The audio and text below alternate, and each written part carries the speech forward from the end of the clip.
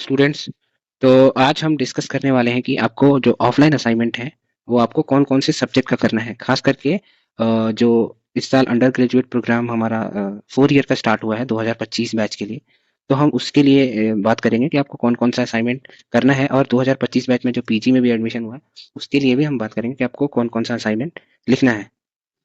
तो सबसे पहले हम देखते हैं कि बीए में यहाँ पे आपको टोटल 10 सब्जेक्ट दिख रहे हैं, लेकिन आपको इन 10 सब्जेक्ट का असाइनमेंट बिल्कुल नहीं लिखना है, क्योंकि सिर्फ आपको अपने ही सब्जेक्ट का असाइनमेंट लिखना है जो आपने सब्जेक्ट चूज किया है। तो इस 10 में से आपके सिर्फ 2 ही सब्जेक्ट होंगे जिसको आपने चूज किया होगा, और सिर्फ उन्हीं का असाइनमेंट आपको कंप्लीट करना है। अब ये आपको कैसे फाइंड आउट करना है कि आपके दो दो सब्जेक्ट कौन से हैं? तो आपने जब फॉर्म भरा होगा, तो जब फॉर्म भरा होगा आपने, तो उसमें आपने सब्जेक्ट चूज किया होगा।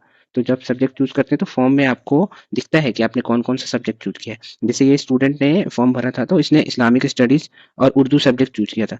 तो ये दो सब्जेक्ट है उसके मेजर, और सिर्फ इन्हीं दो सब्जेक्ट का उसको असाइनमेंट लिखना है।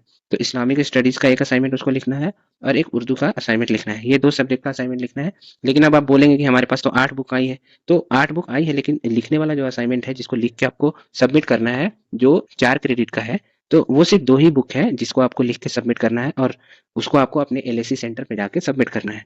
उसके अलावा अगर आप बीएससी में देखेंगे तो बीएससी में भी आपके पास टोटल 8 बुक आई होगी, लेकिन आपको सिर्फ 2 ही सब्जेक्ट का असाइनमेंट लिखना है और लिख के जाके सबमिट करना है। बीएससी के लिए भी आप वैसे ही चेक कर सकते हैं कि आपके जो 2 सब्जेक्ट हैं आपके फॉर्म में आपको दिख जाएंगे।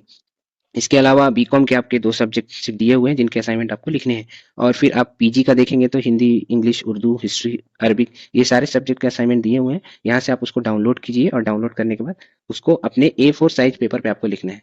A4 साइज पेपर जो होता है उस पे आप उसको लिखिए, और लिख के अपने एलएसी सेंटर पे जमा कीजिएगा।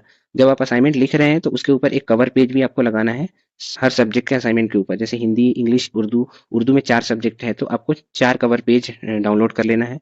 मतलब प्रिंट आउट कर लीजिए, और उसको 4 कवर पेज में आप अपना नाम, इनरोलमेंट नंबर, प्रोग्राम, कौन सा सेमेस्टर है आपका, किस बैच से हैं आप, और उसका आप जो जो मतलब जैसे आपके एमए उर्दू है तो एमए उर्दू में 4 सब्जेक्ट हैं, तो उसके चारों सब्जेक्ट के अलग अलग टाइटल होते हैं।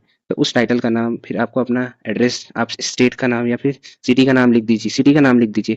इसके अलावा आप मोबाइल नंबर, एलएससी सेंटर, जो आपका एलएससी सेंटर है जहाँ पे आप जमा करने जा रहे हैं उस सेंटर का नाम लिखिए, और सिग्नेचर कीजिए। यहाँ नीचे में भी आपको कुछ चीज़ें फिल करनी है। और जब आप सबमिट कर रहे हैं तो ये एक्नॉलेजमेंट स्लिप आपको सेंटर वाले आपको वापस कर देते हैं कि आपने असाइनमेंट सबमिट किया है, और ये उसका एक्नॉलेजमेंट है।